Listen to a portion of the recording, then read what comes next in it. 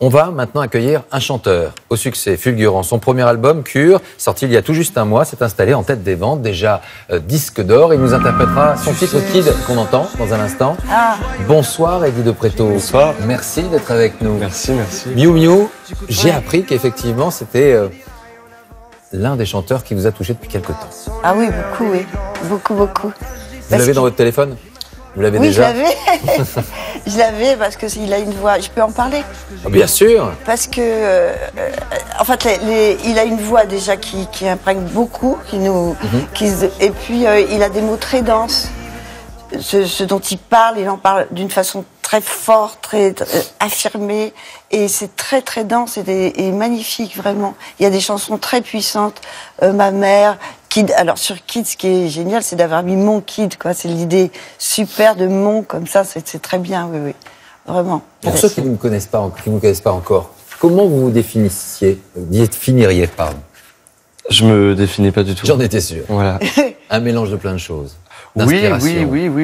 J'essaie justement de m'éloigner de toute étiquette et de tenter de juste être à la bonne appréciation des gens qui vont m'écouter, mais surtout que chacun puisse, par sa curiosité, découvrir un peu ce que j'ai envie de raconter. Et venir à vous progressivement. Vous avez grandi avec Barbara, Brassens, Aznavour aussi, en banlieue.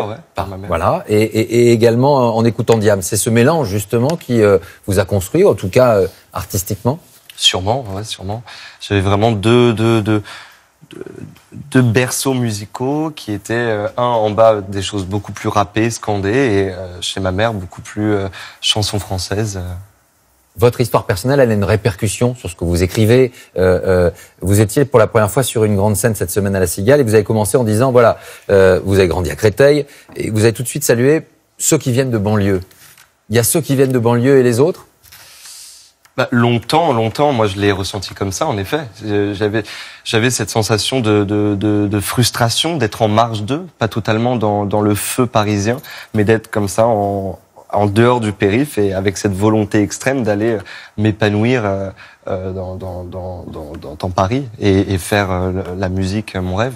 Alors, il y a ces phrases, effectivement, vous l'avez déjà évoquées dans Ma mère, dans Kid. Oui. Vous dites, chez moi, je dansais sur les Spice Girls, mais une fois dans la rue, je brûlais des poubelles. Ça veut dire que la vie dans les quartiers interdit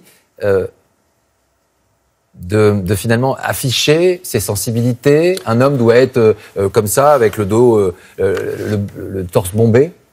En tout cas, moi, c'est comme ça. Vous avez ressenti. Ouais, exactement. C'est comme ça que je le vivais. C'est que j'avais l'impression que je pouvais en aucun cas montrer mes failles, mes pleurs, mes doutes, et même mes jeux qu'on dit code féminin. Mes jeux code féminin, par exemple, les poupées, Space Girls. Enfin, c'est vu pour les filles.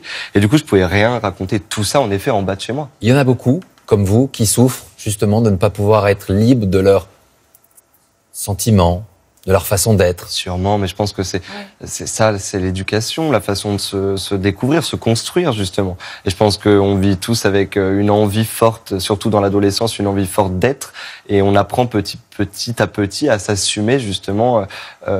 Mais c'est le temps qui veut ça. Mais en tout cas, il y a plein de questionnements pendant ces phases-là. Miu Miu, vous êtes la marraine des Funambules. Je suis pas la marraine, mais je m'intéresse beaucoup. Et spectacle. Je m'intéresse, oui, bien sûr, aux Funambules. Et effectivement, ils ont réagi. Les Funambules ont fait un disque magnifique pour lutter avec contre l'homophobie.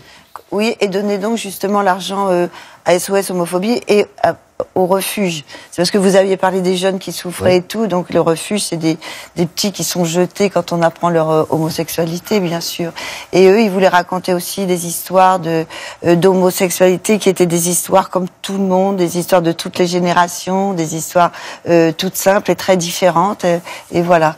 Et donc, on parle des Funambules, c'est ça? Oui, c'était juste pour vous dire que vous les soutenez et soutenez effectivement et ils seront leur spectacle. à l'Alhambra à partir du 11 juin. Voilà, pour une semaine, je pense. Comment vous le vivez, ce succès soudain? Ça doit être particulier, bien sûr, forcément. Là, il y a eu cette scène, la Cigale. Il y aura dans un an déjà un Zénith, apparemment, qui se prépare. Comment on vit ça? Dans la première partie de l'émission, on a entendu Stromae, que vous connaissez, bien évidemment, et qui a souffert justement de cette pression et de cet enchaînement-là.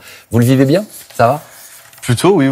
Je vis ça avec un certain recul, je crois. J'essaie de de préserver mon entourage, et je crois que ça va très bien, merci. Ce lyrisme de Stromae, il est une source d'inspiration. On dit que vous avez ce lyrisme-là aussi, vous, dans vos textes, dans votre façon de les interpréter. Bah moi j'ai grandi avec ça, justement on parlait d'Aznavour, de Barbara, ma mère les écoutait à fond chez moi, et du coup j'ai toujours et même dans le rap il y avait ce truc là de raconter des histoires de manière assez directe pour certains, de manière profonde, de mettre ses tripes vraiment sur la table, et moi c'est ce qui m'a éduqué musicalement, c'est ce qui m'a plu, et aujourd'hui j'ai envie de raconter à mon tour mes tripes et de les exposer comme ça. Merci à vous d'être passé sur le plateau de 20h30. Merci Eddie de Pretto. Merci. On vous souhaite plein de belles choses. On vous retrouvera au Printemps de Bourges, à Solidays et à l'Olympia les 6 et 7 novembre prochains.